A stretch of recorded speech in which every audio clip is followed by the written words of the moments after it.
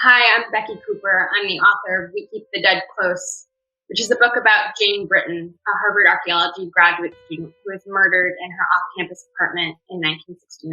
I first came across her story when I was a junior at Harvard. It was told to me kind of like a ghost story that this beautiful woman was found bludgeoned with red ochre, this kind of ritualistic red powder sprinkled on her, blankets piled over her, a headstone moved next to her, cigarette butts burnt into her, and that the person who had killed her was her advisor, and that the school newspaper tried to hush it up. I carried this rumor with me for a while, thinking about it as, a captivating story about Harvard as both a seductive institution and also as a plausible villain.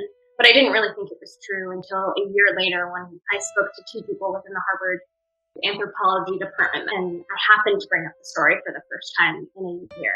And I'm kind of racing through the story because I'm suddenly realizing that I'm telling two people in the department some lore that they should know better than I do. And I hadn't fact-checked any of it. And they look at me and they don't say anything after I finish. And then my advisor, one of the anthropology department people, says, it wasn't in the museum as you told the story. It was in her apartment. And the other person says, and that advisor that you're talking about is still on faculty. And it was at that point that I realized that the rumor, the ghost story, was actually possibly based on a true story.